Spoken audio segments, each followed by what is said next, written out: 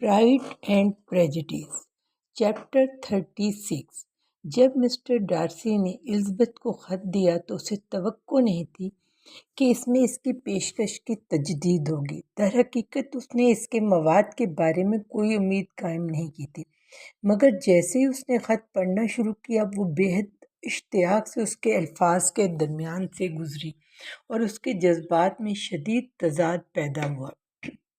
جب اس نے یہ جانا کہ ڈارسی سمجھتا ہے کہ معذرت اس کے اختیار میں ہے تو وہ حیرت زدہ رہ گئی، اور وہ مضبوطی سے یقین رکھتی تھی کہ اس کے پاس ایسی کوئی وضاحت نہیں ہو سکتی جسے حقیقی شرمندگی چھپا نہ سکے۔ اس نے ایک سخت تعصب کے ساتھ اس کی وضاحت پڑھنی شروع کی کہ نیدر فیلڈ میں کیا ہوا تھا۔ اس نے ایسی بے صبری سے پڑھا کہ اس کے پاس مکمل فہم کی طاقت بھی باقی نہ رہی، اور اگلے جملے کو جاننے کی بے تابی نے اسے موجودہ جملے کے معنی پر توجہ دینے سے قاصر کر دیا۔ اس نے فوراً طے کر لیا کہ اس کی بہن کی بے حسی پر اس کا یقین جھوٹا ہے، اور شادی کے خلاف جو حقیقی سب سے بڑے اعتراضات اس نے بیان کیے تھے وہ اتنے غصہ دلانے والے تھے کہ وہ انصاف کرنے کی خواہش بھی نہ رکھ سکی۔ ڈارسی کے انداز میں کوئی مزاحمت نہ تھی جو اسے مطمئن کر سکتی۔ اس کا انداز نادم ہونے کے بجائے مزید مغرور اور متکبر معلوم ہوا۔ سب کچھ غرور اور گستاخی سے بھرا ہوا تھا۔ مگر جب اس کا یہ بیان ختم ہوا اور مسٹر وکم کے بارے میں وضاحت شروع ہوئی تو اس نے زیادہ توجہ سے پڑھا۔ وہ واقعات جو اگر سچے ہوتے اس کے بارے میں اس کے تمام خیالات کو ملیہ میٹ کر دیتے، اور جو خطرناک حد تک خود وکم کی اپنی کہانی سے مشابہ تھے، الزبتھ کو مزید گہری اور ناقابل بیان اذیت میں ڈال گئے۔ حیرت، خوف اور یہاں تک کہ دہشت اس پر حاوی ہو گئی۔ وہ اسے مکمل طور پر جھٹلانا چاہتی تھی اور بار بار کہتی تھی کہ یہ جھوٹ ہے، ہو ہی نہیں سکتا، یہ سب سے بڑا جھوٹ ہے۔ مگر جب وہ پورا خط پڑھ چکی تو آخری 2 صفحات کے بارے میں مشکل ہی سے کچھ جانتی تھی۔ اس نے جلدی سے اسے بند کیا اور اعلان کیا کہ وہ اسے خاطر میں لائے گی، نہیں لائے گی اور کبھی اسے دوبارہ نہیں دیکھے گی۔ مگر اس بے قراری کی حالت میں جب اس کے خیالات کسی چیز پر ٹھہر نہیں رہے تھے تو وہ خط کو دوبارہ کھولے بغیر نہ رہ سکی۔ خود کو سنبھالتے ہوئے اس نے وکم سے متعلق سب کچھ دوبارہ غور سے پڑھنا شروع کیا اور ہر جملے کے مطلب کو سمجھنے کی پوری کوشش کی۔ مسٹر ڈارسی کے خاندان سے اس کے تعلق کی وضاحت وہی تھی جو وکم نے خود دی تھی، اور مسٹر ڈارسی کے والد کی مہربانی جس کی شدت سے وہ واقف نہیں تھی وکم کے بیان سے مطابقت رکھتی تھی۔ یہاں تک کہ دونوں بیانات ایک دوسرے کی تصدیق کرتے نظر آ رہے تھے، مگر جب معاملہ وصیت پر پہنچا تو فرق نمایاں ہو گیا، اور وکم نے جو کچھ اپنے حق میں کہا تھا وہ ابھی تک الزبتھ کی یادداشت میں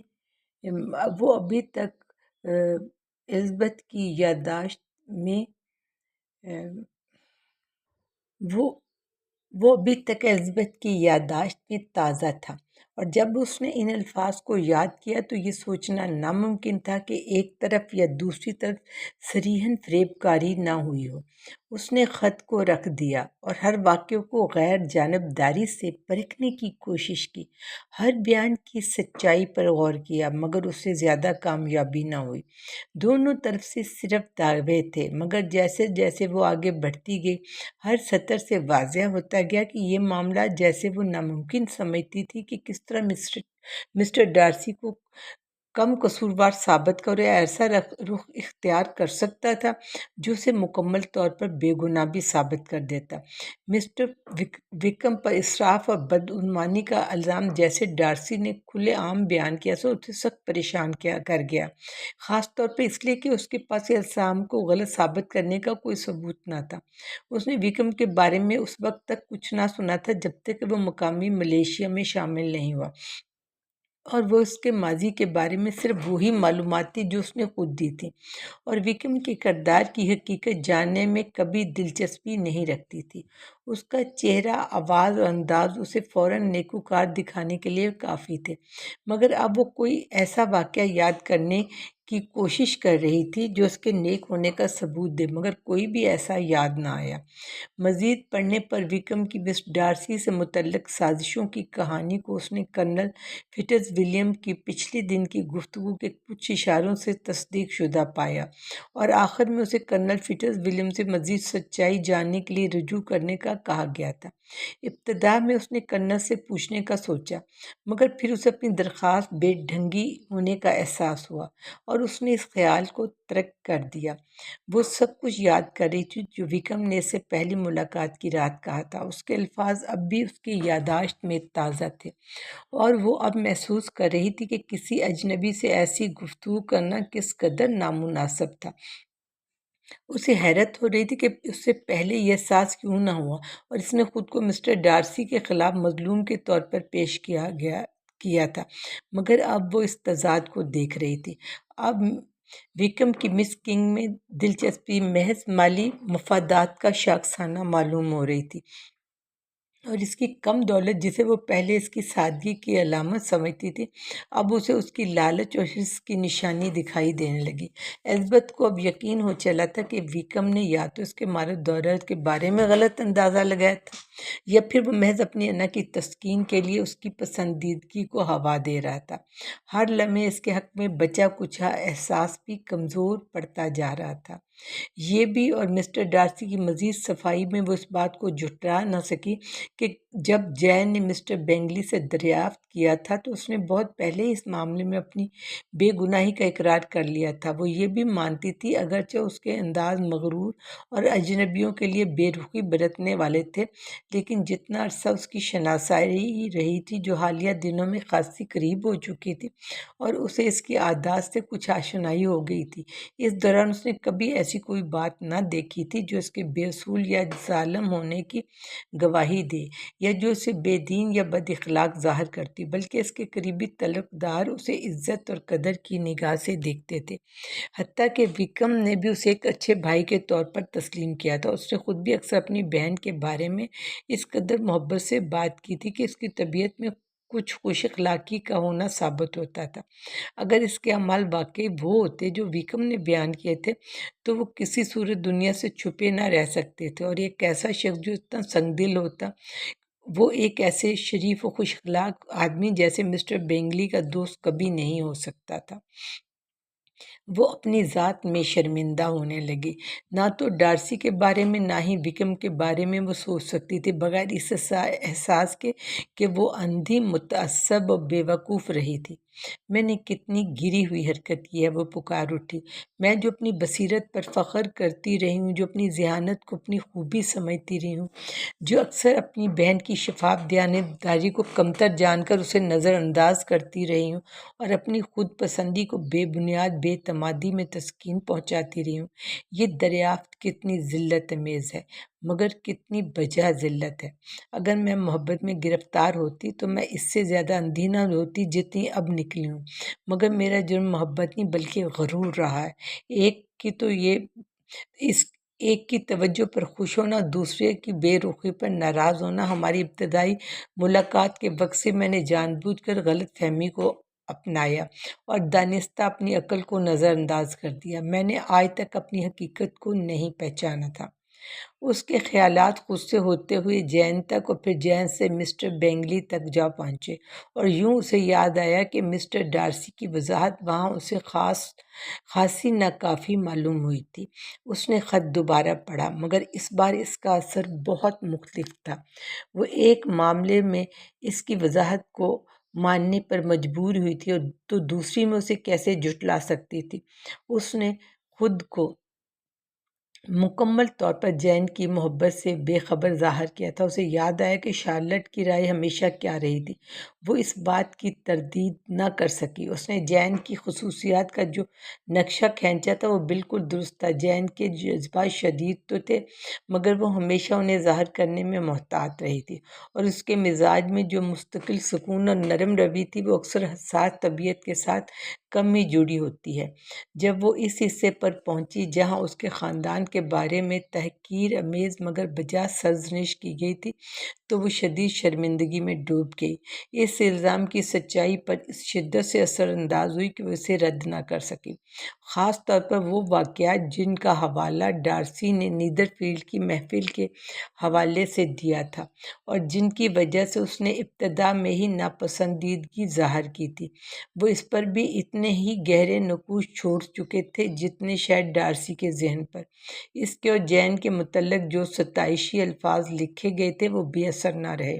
انہوں نے اسے کچھ تسلی تو دی مگر اس کے خاندان کی وجہ سے جو تذلیل اس پر آن پڑی تھی اس کی تلافی نہ کر سکے، اور جب اس نے یہ سوچا کہ جین کی ناکامی اور حقیقت اس کے قریبی رشتہ داروں کے رویے کا نتیجہ تھا اور اس رویے نے ان دونوں کی عزت پر کیا منفی اثر ڈالا ہوگا، تو وہ ایک ایسی ہی اداسی میں ڈوب گئی جو اس نے پہلے کبھی محسوس بھی نہ کی تھی۔ 2 گھنٹے تک وہ ویران راستوں پر بھٹکتی رہی، اپنے خیالات کے ہر رخ پر چلتی، واقعات پر غور کرتی، امکانات کا جائزہ لیتی اور اس اچانک اور غیر متوقع تبدیلی کو قبول کرنے کی کوشش کرتی۔ آخر کار تھکن اور اپنی طویل غیر حاضری کا احساس لیے وہ واپس گھر آ گئی۔ وہ دروازے میں داخل ہونے کے ارادے سے داخل ہوئی تو اپنے معمول کے مطابق سب خوش دکھائی دیے۔ اس نے ان خیالات کو دبا دیا جو اسے کسی بات چیت کے لائق نہ چھوڑتے۔ جیسے ہی وہ اندر داخل ہوئی اسے بتایا گیا کہ روزنگ سے آئے دونوں حضرات اس کی غیر موجودگی میں آئے تھے، مسٹر ڈارسی محض چند منٹ کے لیے تاکہ وہ رخصت لے سکیں، مگر کرنل فٹز ولیم کم از کم 1 گھنٹہ تک وہاں بیٹھے رہے۔ ان کی واپسی امید ہے تقریباً یہ ارادہ باندھ چکے تھے کہ وہ ڈھونڈنے نکل پڑے۔ الزبتھ بمشکل ہی اپنی مایوسی کا اظہار کر سکی۔ در حقیقت وہ اس پر خوش ہوئی تھی کہ کرنل فٹز ولیم اب اس کے لیے کوئی خاص اہمیت نہ رکھتے تھے۔ ان کی سوچوں کا محور بس ایک ہی چیز تھی اور وہ چیز تھی ڈارسی کا خط۔ چیپٹر 37۔ اگلی صبح دونوں صاحبان روزنگ میں روانہ ہو گئے اور مسٹر کونز جو عمارت کے دروازے کے قریب ان کے رخصت ہونے کے انتظار میں کھڑے تھے، نہایت عقیدت کے ساتھ ان سے الوداعی سلام کرنے میں کامیاب رہے۔ وہ یہ خوشخبری لے کر واپس آئے کہ دونوں حضرات اچھی صحت میں ہیں اور جتنا ممکن ہو سکے اتنا ہی خوشگوار حالت میں ہیں، خاص طور پر اس افسوسناک موقع کے بعد جو حال ہی میں روزنگ میں پیش آیا تھا۔ پھر وہ فوراً لیڈی کیتھرین اور ان کی بیٹی کو تسلی دینے روانہ ہوئے اور واپسی پر نہایت مسرت کے ساتھ ان کا پیغام لے کر آئے کہ لیڈی کیتھرین خود کو بے حد تنہا محسوس کر رہی ہیں اور بے حد خواہشمند ہیں کہ سب ان کے ساتھ رات کے کھانے میں شریک ہوں۔ الزبتھ لیڈی کیتھرین سے ملتے ہی اس حقیقت کو نظر انداز نہ کر سکی کہ اگر وہ چاہتی تو اس وقت تک لیڈی کیتھرین کی بھانجی کے طور پر متعارف کروائی جا سکتی تھی، اور وہ یہ سوچ کے بے اختیار مسکرا دی کہ لیڈی کیتھرین کا رد عمل کتنا شدید ہوتا اور وہ کیا کہتی، ان کا رویہ کیسا ہوتا۔ یہ سوالات کے ذہن میں گردش کرنے لگے جس سے وہ خود کو محفوظ کرنے لگی۔ اس کی پہلی گفتگو روزنگ میں افراد کی کمی کے بارے میں ہوئی۔ مجھے اس کمی کا شدید احساس ہے، لیڈی کیتھرین بولی۔ مجھے لگتا ہے کوئی بھی دوستوں کی جدائی کو میرے جتنا محسوس نہیں کرتا، لیکن میں خاص طور پہ ان نوجوان حضرات سے بہت زیادہ وابستہ ہوں اور جانتی ہوں کہ وہ بھی مجھ سے اتنی ہی محبت رکھتے ہیں۔ وہ بے حد افسردہ تھے رخصت ہوئے، مگر وہ ہمیشہ ایسے ہی ہوتے ہیں۔ عزیز کرنل نے اپنی ہمت آخری لمحے تک قائم رکھی، مگر ڈارسی کو تو میں نے پچھلے سال کے مقابلے میں زیادہ مغموم پایا ہے۔ میرا یقین ہے اس کی روزنگ سے محبت بڑھتی جا رہی ہے۔ مسٹر کونز نے فوراً ایک خوش آمدید تبصرہ اور اشارہ پیش کیا جس پر لیڈی کیتھرین اور ان کی بیٹی نے مسکراتے ہوئے توجہ دی۔ کھانے کے بعد لیڈی کیتھرین نے محسوس کیا کہ مس بینٹ بجھی بجھی سی لگ رہی ہیں اور فوراً خود ہی اس کی وجہ یہ قرار دی کہ شاید انہیں اتنی جلدی واپس جانے کا خیال پسند نہیں آیا۔ تو وہ بولی، لیکن اگر ایسا ہے تو تم اپنی ماں کو خط لکھنا چاہیے، گزارش کرنی چاہیے کہ تمہیں کچھ دن اور یہاں رکنے کی اجازت دیں، مجھے یقین ہے مسٹر کونس تمہاری صحت سے خوش ہوں گی۔ ایزبن نے جواب دیا، میں آپ کی عنایت کی بے حد مشکور ہوں، لیکن میرے لیے یہ ممکن نہیں کہ میں یہاں مزید قیام کروں، مجھے آئندہ ہفتے کے اختتام تک شہر پہنچنا ضروری ہے۔ کیا اس حساب سے تو تم صرف 6 ہفتے ہی یہاں رہو گی؟ میں نے تمہارے یہاں 2 مہینے قیام کی توقع کی تھی۔ میں نے مسز کون سے بھی یہی کہا تھا جب تم یہاں آنے والی تھی کہ تمہیں اتنی جلدی جانے کی کوئی ضرورت نہیں۔ مسز بینٹ جو تمہیں یقیناً مزید 2 ہفتے کے لیے روکنے کی اجازت دے سکتی ہیں، لیکن میرے والد نہیں دے سکتے۔ انہوں نے پچھلے ہفتے مجھے جلد از جلد واپس آنے کے لیے لکھا تھا۔ او تمہارے والد، لیڈی کیتھرین نے تحقیر آمیز لہجے میں کہا۔ ظاہر ہے اگر تمہاری ماں تمہیں روک سکتی ہے تو تمہارے والد بھی کر سکتے ہیں۔ باپ کے لیے بیٹیاں کبھی اتنی اہم نہیں ہوتی۔ اگر تم مزید 1 مہینہ رکنے کا ارادہ کرو تو پھر میں تمہیں اپنے ساتھ لندن تک لے جا سکتی ہوں، کیونکہ میں جون کے اوائل میں 1 ہفتے کے لیے وہاں جا رہی ہوں، اور چونکہ ڈاسن کو باروش باکس میں بیٹھنے پر کوئی اعتراض نہیں، اس لیے تم دونوں کے لیے بھی اچھی خاصی جگہ ہوگی۔ اگر موسم ٹھنڈا ہوا تو میں تم دونوں کو ساتھ لے جانے پر اعتراض نہیں کروں گی، کیونکہ تم دونوں زیادہ بڑی نہیں ہو۔ آپ کی شفقت کا شکریہ، مگر ہم اپنے اصل منصوبے پر ہی عمل کریں گے۔ لیڈی کیتھرین نے بظاہر صلح کر لی۔ مسز کون، تمہیں کسی نوکر کو اس کے ساتھ بھیجنا چاہیے۔ میں ہمیشہ اپنی بات صاف کہتی ہوں، میں یہ برداشت نہیں کر سکتی کہ 2 نوجوان عورتیں اکیلی سفر کریں، یہ سخت غیر مناسب ہوگا۔ تمہیں کسی نہ کس طرح انتظام کرنا چاہیے۔ مجھے ان باتوں سے دنیا میں سب سے زیادہ نفرت ہے کہ نوجوان عورتوں کو ہمیشہ اپنے سماجی مرتبے کے مطابق مناسب طریقے سے تحفظ اور نگرانی کے ساتھ کام کرنا چاہیے۔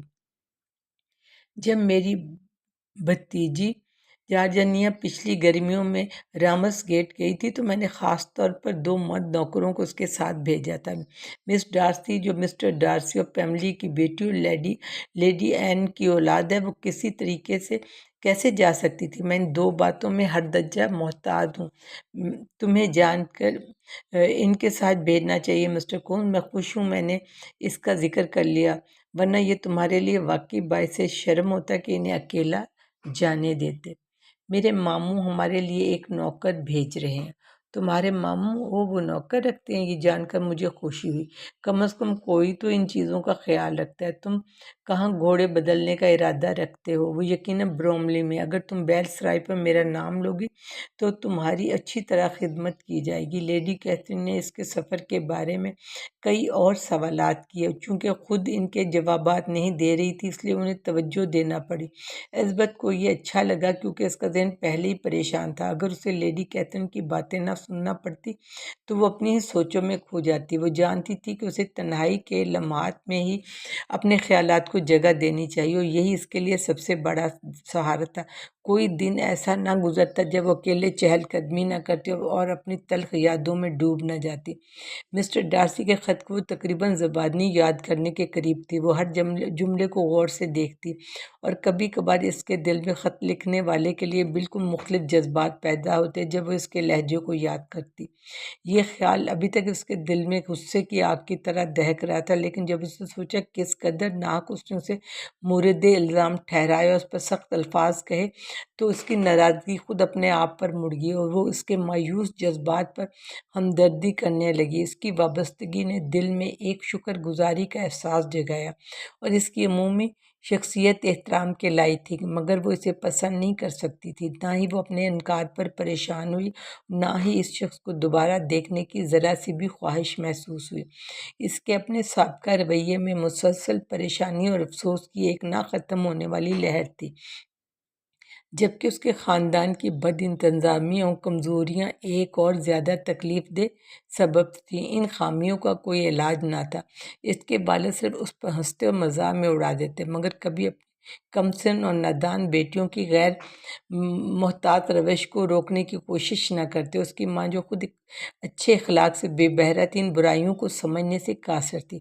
الزبتھ نے اکثر جین کے ساتھ مل کر کیتھرین اور لائڈیا کی نادانی کو روکنے کی کوشش کی، لیکن جب اس کی ماں خود انہیں کھلی چھٹی دیتی تھی، ان کی اصلاح کی کیا امید ہو سکتی تھی؟ کیتھرین کمزور دل، جلد برہم ہو جانے والی اور مکمل طور پر لائڈیا کے زیر اثر تھی، ہر نصیحت کو اپنی توہین سمجھتی تھی، جبکہ لائڈیا اپنی مرضی کی مالک اور لاپرواہ تھی اور کسی کی بات سننے کو تیار نہ تھی۔ وہ نادان، سست اور خود پسند تھی۔ جب تک میریٹن میں کوئی افسر موجود ہوتا وہ اس سے دل لگی کرتی رہتی، اور جہاں تک میریٹن لانگ بورڈ کے قریب ہوتا وہ ہمیشہ وہاں جاتی رہتی۔ جین کی پریشانی بھی اس کے دل میں بس گئی تھی، اور جب مسٹر ڈارسی کی وضاحت نے مینگلی کی شخصیت کو دوبارہ اس کے احترام کے قابل بنا دیا تو جین کے کھوئے ہوئے موقع کا احساس اور زیادہ تکلیف دہ ہو گیا۔ اب یہ ثابت ہو چکا تھا کہ یہ بینگلی کا لگاؤ سچا تھا، اس کا کردار ہر الزام سے پاک تھا، سوائے اس کے کہ وہ اپنے دوست پر حد سے زیادہ اعتماد کرتا تھا۔ یہ سوچ کتنی اذیت ناک تھی کہ ہر لحاظ سے ایک بہترین موقع جو خوشیوں سے بھرا ہوا تھا، جو ایک مثالی زندگی کی امید دلاتا تھا، وہ جین کے ہاتھ سے صرف اس کے اپنے خاندان کی حماقت اور غیر شائستہ رویے کی وجہ سے نکل چکا تھا۔ جب ان خیالات کے ساتھ وکرم کے اصلی کردار کا انکشاف بھی جڑ گیا تو یہ کوئی حیرت کی بات نہ تھی کہ اس کی وہ خوش مزاج طبیعت جو پہلے کبھی افسردگی کا شکار نہ ہوئی تھی، اب اس قدر متاثر ہو چکی تھی کہ اس کے لیے خوش نظر آنا بھی ناممکن ہو چکا تھا۔ روزنگ میں ان کی مصروفیات آخری ہفتے میں بھی ویسے رہیں جیسے شروع میں تھی۔ آخری شام بھی وہیں گزری اور لیڈی کیتھرین نے ایک بار پھر اس کے سفر کی تمام تفصیلات دریافت کی، انہیں سامان باندھنے کے طریقے بتائے اور خاص تاکید کی کہ ملبوسات کو صرف ایک مخصوص ترتیب سے رکھنا چاہیے۔ اس قدر زور دے کر یہ بات کہی گئی کہ ماریا نے واپسی پر صبح کی ساری محنت برباد کرتے ہوئے دوبارہ اپنے سامان کی پیکنگ کی۔ رخصت ہوتے وقت لیڈی کیتھرین نے بڑی عنایت کے ساتھ انہیں اچھے سفر کی دعا دی اور اگلے سال دوبارہ ہنسفورڈ آنے کی دعوت دی، جبکہ مس ڈی برگ نے غیر معمولی طور پر خود کو زحمت دی اور دونوں کو جھک کر سلام کرتے ہوئے اپنا ہاتھ مصافحے کے لیے ان کی طرف بڑھایا۔ چیپٹر 38 ہفتے کی صبح الزبتھ اور مسٹر کونز ناشتے کے لیے چند منٹ پہلے پہنچے، اس سے پہلے کہ باقی لوگ آتے۔ مسٹر کونز نے اس موقع کو خدا حافظ کے رسمی جملے ادا کرنے کے لیے موزوں سمجھا جو ان کے نزدیک نہایت ضروری تھے۔ مس الزبتھ، انہوں نے کہا، مجھے نہیں معلوم کہ آیا مسز کونز نے آپ کے یہاں آنے پر اپنی شکر گزاری کا اظہار کیا ہے یا نہیں، لیکن میں یقین سے کہہ سکتا ہوں کہ آپ کو یہاں سے رخصت ہونے سے پہلے ان کا شکریہ ضرور ملے گا۔ آپ کی رفاقت کو ہم نہایت عزت اور ادب کی نگاہ سے دیکھتے ہیں۔ یقین جانیے ہمیں علم ہے کہ ہماری معمولی رہائش گاہ میں کوئی ایسی چیز نہیں جو کسی کو یہاں آنے پر مجبور کرے۔ ہمارا سادہ طرز زندگی، چھوٹے کمرے، قلیل ملازمین اور دنیا سے ہمارا محدود تعلق یقیناً آپ جیسی نوجوان خاتون کے لیے ہنسفورڈ کو بہت اکتاہٹ بھرا بنا دیتا ہوگا، لیکن ہمیں امید ہے کہ آپ ہماری قدردانی کو محسوس کریں گی اور یہ بھی کہ ہم نے ہر ممکن کوشش کی ہے کہ آپ کا وقت ناخوشگوار نہ گزرے۔ الزبتھ نے جلدی سے شکریہ ادا کیا اور اپنی خوشی کا احساس دلایا۔ اس نے 6 ہفتے نہایت لطف و سکون میں گزارے تھے اور شارلٹ کے ساتھ وقت نہ گزارنے کا موقع اور جو مہربانی اسے ملی تھی وہ خود کو ان لوگوں کی شکر گزار سمجھتی تھی۔ مسٹر کونز اس جواب سے خوش ہوئے اور مزید مسکراتے ہوئے بولے، یہ جان کر مجھے مسرت ہوئی ہے کہ آپ کا یہاں وقت ناخوشگوار نہیں گزرا۔ ہم نے اپنی طرف سے ہر ممکن کوشش کی اور خوش قسمتی سے آپ کو نہایت اعلیٰ سوسائٹی سے متعارف کرانے کا موقع ملا، اور روزنگ سے ہمارے تعلق نے آپ کے یہاں کے وقت کو مزید رنگین بنانے میں مدد دی۔ ہم یہ کہہ سکتے ہیں کہ آپ کے لیے ہنسفورڈ کا قیام مکمل طور پر پریشان کن نہیں رہا ہوگا۔ لیڈی کیتھرین کے خاندان سے ہمارا تعلق ایک ایسی نعمت ہے جس پر کم ہی لوگ فخر کر سکتے ہیں۔ آپ نے خود دیکھا ہمارا ان کے ساتھ کیا مقام ہے، آپ نے دیکھا وہ ہمیں کس قدر اہمیت دیتی ہیں۔ در حقیقت میں یہ اعتراف کرنے میں فخر محسوس کرتا ہوں کہ اس معمولی سی پیرش ہاؤس میں رہتے ہوئے جب روزنگ کے قریب قریب قربت حاصل ہو تو کوئی خود کو کیسے خوش نصیب نہ سمجھے۔ ان کے احساسات اتنے بلند ہو چکے تھے کہ الفاظ ان کا احاطہ نہیں کر سکے اور وہ کمرے میں ادھر ادھر ٹہلنے لگے، جبکہ الزبتھ نے خوش اخلاقی اور حقیقت کو ملانے کی کوشش کی اور محض چند مختصر الفاظ کہنے پر اکتفا کیا۔ آپ یقینی طور پر ہماری طرف سے ہرٹ فورڈ شائر میں ایک بہت اچھی رائے لے جا سکتی ہیں میری عزیز کزن، کم از کم میں یہ امید رکھتا ہوں۔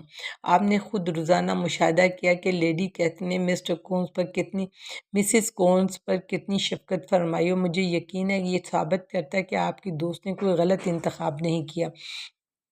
لیکن اس معاملے میں زیادہ کچھ کہنا مناسب نہیں ہوگا، میں بس آپ کو دلی دعا دیتا ہوں کہ آپ کو بھی شادی میں ایسی خوشیاں نصیب ہوں۔ میری عزیز شارلٹ اور میں ایک ہی سوچ ایک ہی خیال کے مالک ہیں، ہمارے درمیان کردار اور نظریات میں غیر معمولی یکسانیت ہے، گویا ہم ایک دوسرے کے لیے بنے ہیں۔ الزبتھ ایمانداری سے کہہ سکتی تھی اگر ایسا ہو تو ایک بڑی نعمت، اور برابر اخلاص سے یہ بھی کہہ سکتی تھی کہ وہ ان کی گھریلو خوشیوں پر یقین رکھتی ہے، ان کے لیے مسرت محسوس کرتی ہے، مگر وہ اس گفتگو کے ختم ہونے پر مایوس نہیں ہوئی جب اس خاتون نے، جس کا سبب یہ سب کچھ تھا، کمرے میں داخل ہو کر بات چیت کا رخ بدل دیا۔ بیچاری شارلٹ، اسے ایسے ماحول میں چھوڑ کے جانا افسوسناک تھا، مگر میں نے اپنی آنکھوں سے دیکھ کر یہ راستہ چنا تھا۔ اگرچہ یہ واضح تھا کہ وہ اپنے مہمانوں کی رخصتی پر مغموم تھی، مگر وہ ہمدردی کی طلبگار نہ لگتی تھی۔ اس کا گھر، اس کے انتظام، اس کی پرورش، اس کی مرغیاں اور سب سے جڑے معاملات اب بھی اسے خوشی دیتے تھے۔ بالآخر بگی آ گئی، سامان باندھ دیا گیا، پارسل اندر رکھ دیا گیا، اعلان کر دیا گیا کہ سب تیار ہے۔ دوستوں کے درمیان ایک محبت بھری رخصتی کے بعد مسٹر کونز نے الزبتھ کو بگی تک پہنچایا، اور باغ کے راستے چلتے ہوئے وہ اسے اپنے گھر والوں کے لیے نیک تمنائیں پہنچانے کی تاکید کرتے رہے، ساتھ ہی لانگ بورن میں اپنے قیام کے دوران جو مہربانیاں انہیں ملی ان کا شکریہ ادا کیا، اور مسٹر اور مسز گارنٹ کے لیے بھی سلام بھیجنے کو کہا، حالانکہ وہ انہیں جانتے تک نہ تھے۔ پھر بھی انہوں نے الزبتھ کو بگی میں سوار کرایا۔ ماریا اس کے پیچھے بیٹھی اور دروازہ بند ہونے والا ہی تھا کہ اچانک مسٹر کونز کو ایک اور خیال آیا۔ وہ چونک کر بولے، ہمیں ابھی تک روزن کی معزز خواتین کے لیے کوئی پیغام چھوڑنے کا خیال نہیں آیا۔ وہ روزن کی خواتین کے لیے کوئی پیغام دینا بھول گئے تھے، مگر انہوں نے فوراً مزید کہا، یقیناً آپ چاہیں گی کہ آپ کی عاجزانہ سلامتی ان تک پہنچائی جائے، ان کی مہربانی کے لیے ان کا شکریہ ادا کیا جائے جو انہوں نے آپ پر کی۔ الزبتھ نے کوئی اعتراض نہیں کیا، چنانچہ دروازہ بند ہونے دیا گیا اور بگی روانہ ہوگی۔ خدایا، ماریا نے چند لمحوں کی خاموشی کے بعد کہا، لگتا ہے جیسے ہم یہاں صرف چند دن پہلے آئے تھے، کتنی باتیں ہو چکی ہیں۔ واقعی بہت کچھ، الزبتھ نے آپ بڑھتے ہوئے کہا، ہم نے تو 9 بار روزنگز میں کھانا کھایا اور 2 بار چائے نوش فرمائی، سوچیں کتنا کچھ سنانے کو ہے۔ الزبتھ نے دل میں اضافہ کیا، اور کتنا کچھ چھپانے کو بھی۔ اس نے دل میں سوچا، اس کا سفر کسی خاص گفتگو یا پریشانی کے بغیر مکمل ہوا، اور ہنس فورڈ سے نکلنے کے 4 گھنٹوں کے اندر وہ مسٹر گارڈنر کے گھر پہنچ گئے، جہاں انہیں چند دن قیام کرنا تھا۔ جین صحت مند لگ رہی تھی، اور الزبتھ کو اس کی طبیعت کا بغور جائزہ لینے کا زیادہ موقع نہ ملا تھا، کیونکہ اس کی مہربان خالہ نے ان کے لیے پہلے ہی کئی مصروفیات ترتیب دے رکھی تھی، مگر جین ان کے ساتھ لانگ بورن واپس جانے والی تھی، اور وہاں سے اتنا وقت ضرور ملتا کہ وہ اپنی بہن کا جائزہ لے سکتی۔ تاہم الزبتھ کے لیے یہ انتظار کرنا مشکل ہو رہا تھا، کیونکہ وہ جین کو مسٹر ڈارسی کے پرپوزل کے بارے میں بتائے، یہ جاننا کہ وہ کوئی ایسی بات ظاہر کر سکتی تھی جو جین کو شدید حیرت میں ڈال دیتی، اور ساتھ ہی ساتھ اپنی اس معمولی سی خوش فہمی کو بھی تسکین دے سکتی تھی جو وہ ابھی تک اس سے دور نہ کر سکی تھی، ایک ایسا وسوسہ جسے دبانا ناممکن لگ رہا تھا۔ لیکن اس معاملے پر وہ اب تک کسی حتمی فیصلے پر نہ پہنچی تھی۔ وہ کتنا کچھ ظاہر کرے، اور یہ اسے خوف تھا کہ کہیں مسٹر مینگلی کا کوئی ذکر نہ نکل جائے جو جین کو مزید غم زدہ کر دے۔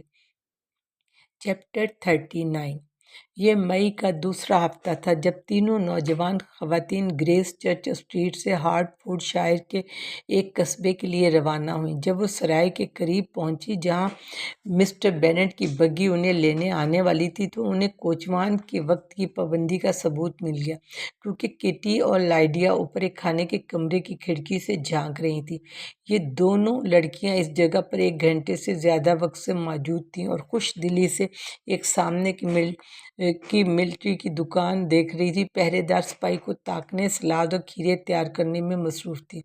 جب انہوں نے اپنی بہنوں کو خوش آمدید کہا تو وہ فخر سے ایک میز کی طرف اشارہ کرتے ہوئے بولیں جہاں سرائے کے کچن میں موجود ٹھنڈا گوشت رکھا تھا، کیا یہ بہت مزے کا نہیں؟ کیا یہ خوشگوار حیرت نہیں؟ ہم سب کو اس کھانے کی دعوت دینی چاہیے، لیکن تمہیں ہمیں پیسے ادھار دینے ہوں گے، لائڈیا نے مزید کہا۔ یہ دیکھو، میں نے یہ ٹوپی خریدی ہے۔ پھر وہ اپنی خریداری دکھانے لگی، کیونکہ ہم نے اپنی رقم وہیں دکان پر خرچ کر دی۔ مجھے نہیں لگتا یہ بہت خوبصورت ہے، لیکن میں نے سوچا خرید لینا زیادہ بہتر ہوگا۔ جیسے ہی گھر پہنچوں گی اسے کھول کر دیکھوں گی، شاید میں اسے مزید بہتر بنا سکوں۔ اور لیکن دکان میں 2-3 اس سے بھی زیادہ بدصورت ٹوپیاں تھیں۔ جب اس کی بہنوں نے ٹوپی کو بدصورت کہا تو وہ لاپرواہی سے بولی، جب میں اس پہ کسی خوبصورت رنگ کے ساٹن کا نیا کام لگا دوں گی تو کافی اچھی لگے گی۔ ویسے بھی ان گرمیوں میں پہننے کا کیا فائدہ جب شاعر کے فوجی میریٹن چھوڑ کر جا رہے ہیں، وہ تو 15 دن میں روانہ ہو رہے ہیں۔ ایلزبتھ نے مسکراہٹ سے کہا، واقعی جا رہے ہیں؟ ہاں، وہ برائٹن کے قریب کیمپ لگانے جا رہے ہیں۔ میں تو پاپا سے ضد کر رہی ہوں کہ ہمیں سب کو وہاں گرمیوں کی چھٹیاں گزارنے لے جائیں۔ کتنا مزیدار منصوبہ ہوگا اور شاید اس پہ زیادہ خرچ بھی نہ آئے۔ ماما کو تو سب سے زیادہ خوشی ہوگی۔ ذرا سوچو، اگر ہم نے وہاں نہ گئے تو ہماری گرمیوں کی چھٹیاں کتنی افسوسناک ہوں گی۔ برائٹن اور پورے فوجی کیمپ کے بیچ جانا، الزبتھ نے دل میں سوچا، ہاں واقعی یہ منصوبہ تو جیسے شاندار ہی ہوگا، جبکہ ہم چھوٹے سے ملیشیا کے دستے اور میریٹن کی ماہانہ محفلوں سے پہلے ہی بحال ہو چکے ہیں۔ اب میں تم سب کو ایک زبردست خبر سنانے والی ہوں، ذرا سوچو، بہت ہی شاندار خبر ہے۔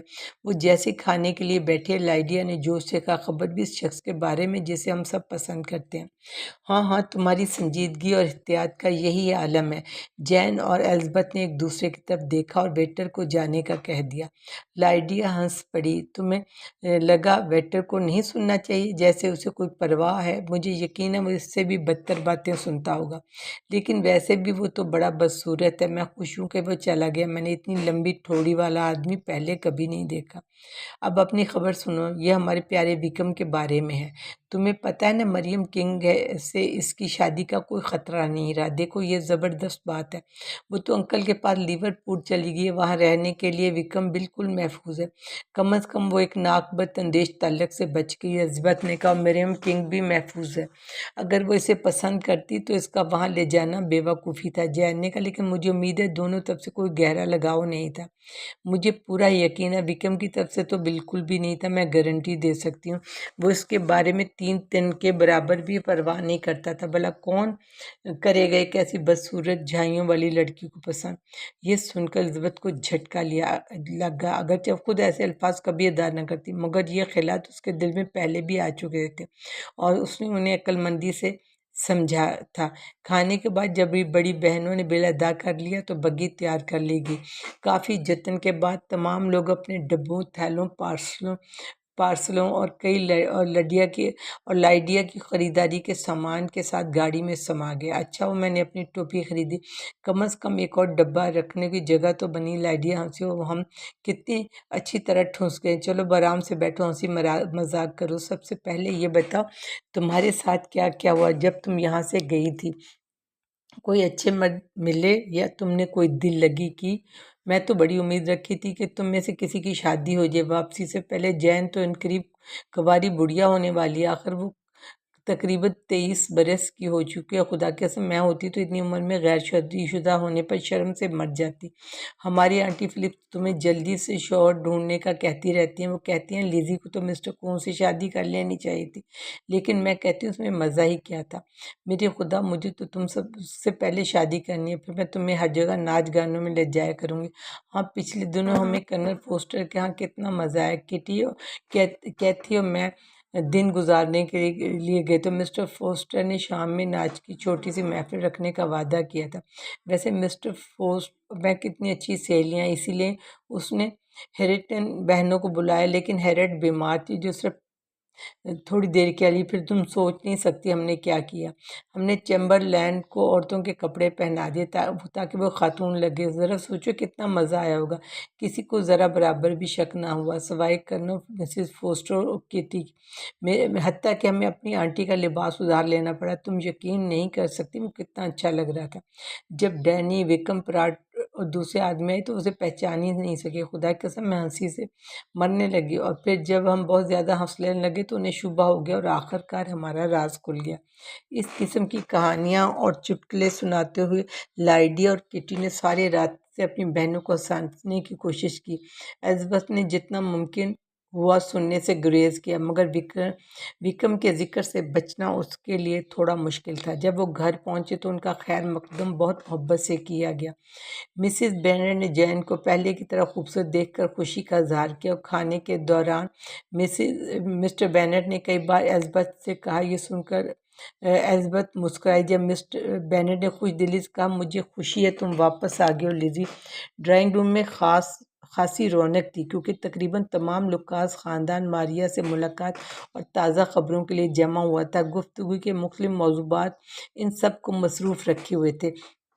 لیڈی لوکاس میز کے پار سے ماریا سے اس کی سب سے بڑی بیٹی کی خیریت اور اس کے پالتو پرندوں کے بارے میں پوچھ رہی تھی، جبکہ مسز بینٹ ایک طرف جین سے موجودہ فیشن کے بارے میں جاننے میں مصروف تھی جو ان سے کچھ فاصلے پر بیٹھی تھی، اور دوسری طرف یہ تمام تفصیلات مس لوکاس بہنوں کو سنانے میں مگن تھی، اور لائڈیا سب سے بلند آواز میں صبح کے تفریحی واقعات بیان کر رہی تھی جو کوئی بھی نہیں سننا چاہتا تھا، مگر وہ سناتی جا رہی تھی۔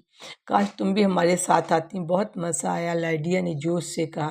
جب ہم کوچ میں جا رہے تھے تو میں اور کٹی نے سب پردے نیچے کر لیے، ایسا ظاہر کیا جیسے اندر کوئی نہیں، اور میں پورے راستے میں ایسے بیٹھی رہتی اگر کٹی کو متلی نہ آ جاتی۔ پھر جب ہم جارج پہنچے تو ہم نے واقعی بڑا دل دکھا، ہم تینوں کو بہترین ٹھنڈا لنچ کھلایا، اگر تم ہمارے ساتھ ہوتی تو تمہیں بھی کھلاتے، اور جب واپسی کا وقت آیا تو وہ سب سے مزے کا لمحہ تھا۔ مجھے لگا ہم کبھی کوچ میں بیٹھ ہی نہیں پائیں گے، میں تو ہنسی کے مارے مرنے والی تھی۔ پھر پورے راستے ہم نے ہنسی مذاق کیا، اتنا شور مچایا کہ 10 میل دور تک کسی نے ہمیں سن لیا ہوگا۔ میری عزیز بہن، میں تمہاری خوشیوں کی اہمیت کم نہیں کرنا چاہتی، میری نے نہایت سنجیدگی سے کہا۔ بلا شبہ یہ تفریحات عام خواتین کی طبیعت سے آہنگ ہے، مگر میں اعتراف کرتی ہوں کہ اس میں مجھے کوئی کشش نہیں محسوس نہیں ہوتی۔ میں ان سب چیزوں پر کتاب کو ترجیح دوں گی۔ لیکن لائڈیا نے اس جواب کی ایک بھی بات نہ سنی۔ وہ کبھی کسی کی بات آدھے منٹ سے زیادہ نہیں سنتی تھی، اور میری کی تو بالکل بھی نہیں سنتی تھی۔ دوپہر میں لائڈیا نے سب لڑکیوں کو میریٹن جانے اور وہاں کے حالات دیکھنے پر مجبور کرنے کی کوشش کی، مگر الزبتھ نے سختی سے اس تجویز کی مخالفت کی۔ وہ یہ بات سننا نہیں چاہتی تھی کہ بینٹ بہنیں ابھی گھر واپس آئیں بھی نہیں اور فوراً افسروں کے پیچھے دوڑ پڑیں۔ اس کی مخالفت کی ایک وجہ یہ بھی تھی کہ وہ وکم سے دوبارہ ملنے کے خیال سے پریشان تھی، اور جتنا ممکن ہو اس ملاقات کو ٹالنا چاہتی تھی۔ اس کے لیے اس بات میں حد درجہ تسکین تھی کہ رجمنٹ جلدی یہاں سے جاری ہے، صرف 2 ہفتے باقی تھے، اور ایک بار وہ چلے گئے تو الزبتھ کو امید تھی کہ اب مزید کوئی پریشانی وکم کے حوالے سے اسے باقی نہیں رہے گی۔ اسے گھر آئے چند ہی گھنٹے ہوئے تھے کہ اسے معلوم ہوا جس برائٹن کا سفر کا ذکر لائڈیا نے سرسری طور پر کیا تھا وہ اس کے والدین کے درمیان بار بار زیر بحث آ رہا ہے۔ الزبتھ فوراً سمجھ گئی کہ اس کے والد کا اسے منظور کرنے کا کوئی ارادہ نہیں، لیکن ان کے جوابات اتنے غیر واضح و مبہم تھے کہ اس کی ماں اگرچہ کئی بار مایوس ہوئی، مگر پھر بھی پوری امید رکھتی تھی کہ آخر کار وہ اپنی بات منوانے میں ضرور کامیاب ہو جائے گی۔ چیپٹر 40۔ الزبتھ اب مزید صبر نہ کر سکی، وہ جین کو پیش آنے والے واقعات سے آگاہ نہ کرے۔ آخر اس نے پختہ ارادہ کر لیا کہ اپنی بہن سے متعلق ہر تفصیل کو چھپاتے ہوئے اسے حیران کرنے کے لیے تیار کرے، اگلی صبح سے مسٹر ڈارسی اور اپنے درمیان گزرنے والے اہم واقعات سنا دے۔ مس بینٹ کی حیرت زیادہ دیر برقرار نہ رہ سکی، کیونکہ بہن کی محبت الزبتھ کی کسی بھی طرح کی تعریف کو اس کے لیے بالکل فطری بنا دیا تھا۔ جلدی اس کی حیرانی دوسرے احساسات میں ڈھل گئی۔ اسے افسوس تھا کہ مسٹر ڈارسی نے اپنے جذبات کا اظہار ایسے انداز میں کیا جو ان کے لیے سازگار نہیں تھا، مگر اس سے زیادہ دکھ اسے اس بات کا تھا کہ الزبتھ کے انکار نے انہیں کتنی تکلیف پہنچائی ہوگی، اور انہیں ایسا ظاہر بھی نہیں کرنا چاہیے تھا۔ جان نے کہا، اس قدر یقین کے ساتھ کامیابی کا متوقع ہونا ان کی غلطی تھی، مگر سوچو اس سے ان کی مایوسی کتنی بڑی ہوگی۔ مجھے ان کے لیے دلی افسوس ہے، لیکن ان کے اندر اور بھی جذبات ہیں جو جلد ہی ان کی توجہ مجھ سے ہٹا دیں گے۔ الزبتھ نے جواب دیا، واقعی، مگر مجھے تمہیں انکار کرنے پر قصوروار تو نہیں سمجھتی؟ قصوروار نہیں، ہرگز نہیں، مگر تم یہ ضرور سمجھتی ہوگی کہ میں نے وکرم کے بارے میں زیادہ جوش و خروش سے بات کی۔ نہیں، میں یہ نہیں کہہ سکتی تمہاری بات کو کرنا غلط تھا، مگر تم یقیناً سمجھو گی جو تمہیں میں بتاؤں گی کہ اگلے دن کیا ہوا۔ پھر اس نے وہ خط پڑھ کر سنایا جس میں وکرم کے بارے میں تمام حقائق درج تھے۔ یہ سننا بیچاری جین کے لیے سخت دھچکا تھا، جو دنیا میں یہ یقین چاہتی تھی کہ انسانوں میں اتنی برائی نہیں ہو سکتی جتنی کہ ایک شخص میں سمٹ آئی تھی۔ ڈارسی کی صفائی سن کر اگرچہ اسے کچھ تسلی ہوئی، مگر اس دریافت کے صدمے کا مداوا نہ ہو سکا۔ وہ ہر ممکن طریقے سے کسی غلط فہمی کے امکان کو ثابت کرنے کی کوشش کرتی رہی، تاکہ ایک کو بے گناہ ثابت کرے مگر دوسرے کو بھی مکمل مجرم نہ ٹھہرائے۔ تم کبھی ان دونوں کو یکساں اچھا ثابت نہیں کر سکو گی، کسی ایک کو چننا ہوگا اور تمہیں بس اسی پر قناعت کرنی ہوگی۔ الزبتھ نے کہا، یہ سب بیکار ہوگا۔ نیکی کی جو مقدار ہے وہ دونوں میں تقسیم ہو کر بس ایک ہی اچھا شخص بنا سکتی ہے، اور حالیہ دنوں میں یہ مقدار کافی حد تک ڈارسی کے حق میں ہو گئی ہے۔ جہاں تک میرا تعلق ہے، میں تو اب سارا بھولے پن انہی میں دیکھتی ہوں، مگر تم جو چاہو سوچ سکتی ہو۔ جین کے چہرے پر مسکراہٹ آنے میں وقت لگا۔ وکرم اتنا برا، یہ یقین کرنا مشکل ہے۔ اور بیچاری مسٹر ڈارسی، لیزی صرف یہ ہے کہ اس نے کہا، مجھے یاد نہیں کہ میں کبھی اس قدر حیران ہوئی ہوں۔ سوچو انہیں کتنی تکلیف ہوگی، ایسی مایوسی، اوپر سے نہ تمہاری ناپسندیدگی کا علم بھی، اور اپنی بہن کے بارے میں اتنی شرمناک بات بھی انہیں تم سے شیئر کرنی پڑی۔ یہ سب واقعی بہت تکلیف دیا۔ مجھے یقین ہے کہ تمہیں بھی ایسا ہی لگ رہا ہوگا۔ میری ساری ہمدردی اور افسوس ختم ہو گئے ہیں، کیونکہ تم نے ان سب جذبات کو خود ہی سمو لیا۔ مجھے الزبتھ نے ہنستے ہوئے کہا، اوہ نہیں، یقین ہے تم ان کے ساتھ اتنا انصاف کرو گی کہ مجھے اس بارے میں مزید پریشان ہونے کی ضرورت نہیں۔ تمہارے جذبات کی فراوانی مجھے کفایت شعار بنا رہی ہے۔ اگر تم نے زیادہ دیر افسوس کیا تو میرا دل ہلکے پن سے بالکل پرکار کی طرح ہو جائے گا۔ بیچارہ وکرم، اس کے چہرے میں کتنی شرافت نظر آتی ہے، اور اس کے انداز میں کتنی نرمی اور خلوص جھلکتا ہے، اور دونوں نوجوانوں کی تربیت میں یقیناً کوئی بڑی کوتاہی ہوئی ہے، ایک میں ساری نیکی اور دوسرے میں صرف نیکی کا دکھاوا۔ مجھے تو کبھی مسٹر ڈارسی کے رویے میں وہ کمی محسوس نہیں ہوئی جو تم پہلے بیان کرتی رہی ہو، اور پھر بھی میں نے بغیر کسی وجہ کے ان سے شدید ناپسندیدگی جتانے کو اپنی بڑی عقل مندی سمجھا تھا۔ کسی کے لیے اس طرح کی ناپسندیدگی رکھنا واقعی ذہانت کو بڑھا دیتا ہے اور مزاح کے دروازے کھول دیتا ہے۔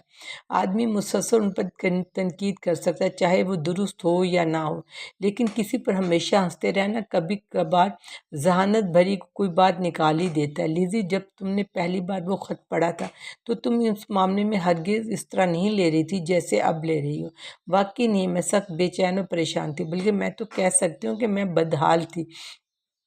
میں اپنے جذبات کسی سے شیئر بھی نہیں کر سکتی تھی۔ کوئی جین نہیں تھی وہاں جو مجھے تسلی دیتی اور مجھے یقین دلاتی کہ میں اتنی بے وقوف، مغرور اور نادان نہیں ہوں جتنا کہ میں خود کو سمجھ رہی تھی۔ اور مجھے تمہاری کتنی سخت ضرورت تھی جین۔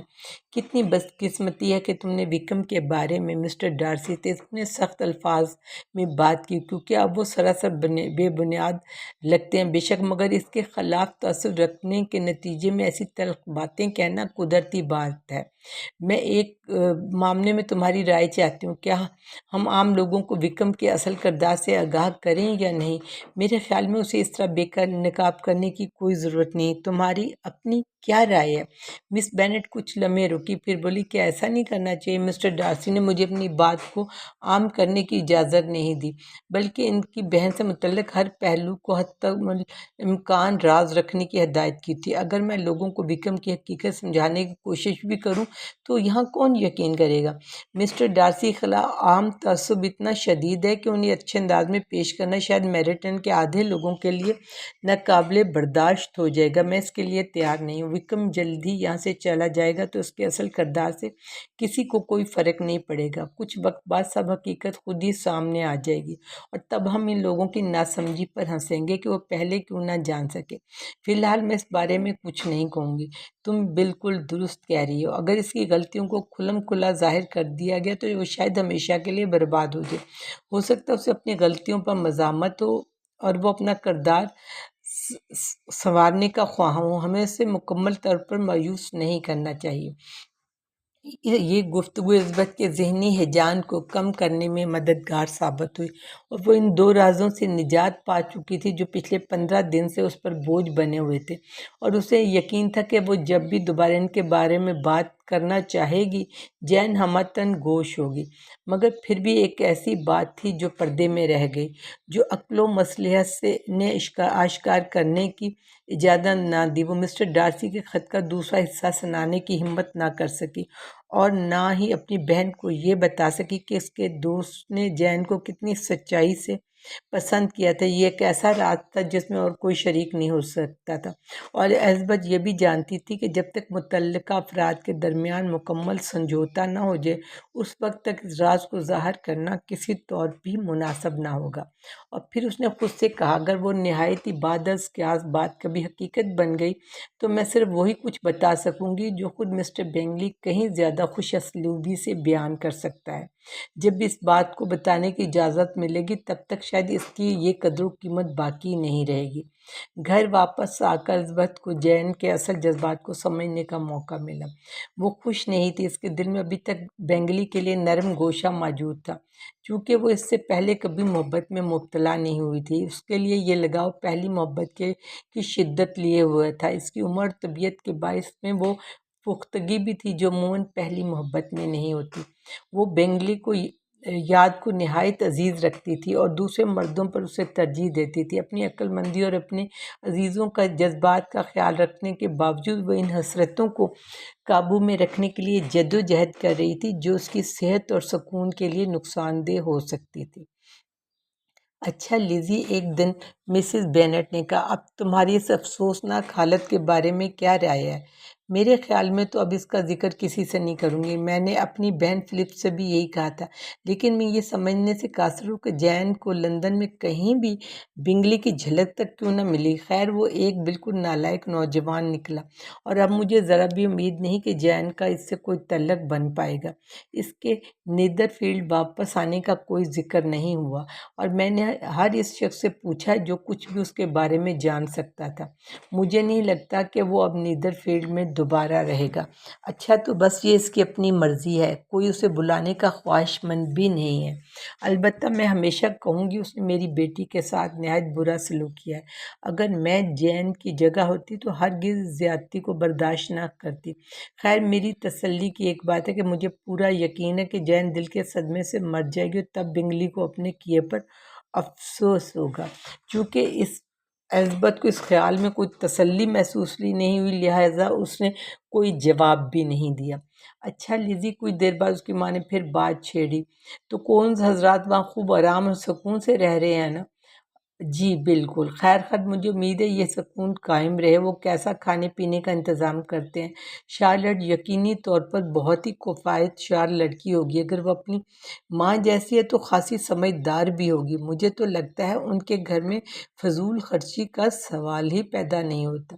نہیں، بالکل بھی نہیں، بہت عمدہ انتظام ہوگا یقیناً۔ ہاں ہاں، وہ لوگ ضرور اپنی آمدنی کے دائرے میں رہنے کی کوشش کرتے ہوں گے، انہیں کبھی مالی تنگی نہیں ہوگی۔ خیر، انہیں بہت مبارک ہو، یقیناً وہ اکثر لانگ بانڈ پر قابض ہونے کی باتیں کرتے ہوں گے۔ جب تمہارے والد نہ رہے، مجھے یقین ہے وہ پہلے اسے اپنا سمجھتے ہیں۔ یہ ایسے موضوع ہے جس پر وہ میرے سامنے کوئی بات نہیں کر سکتے تھے۔ ہاں جی، یہ تو عجیب ہی لگتا ہے اگر وہ ایسا کرتے، مگر مجھے یقین ہے کہ آپس میں ضرور اس پر بات کرتے ہوں گے۔ خیر، اگر وہ ایسے جائیداد کے مالک بن کر خوش رہ سکتے ہیں جو قانونی طور پر ان کی نہیں، تو پھر یہ ان کی مرضی ہے، لیکن میں تو ایسی وراثت رکھنے پہ شرمندہ ہوتی جو مشروط طور پر میرے نام ہوتی۔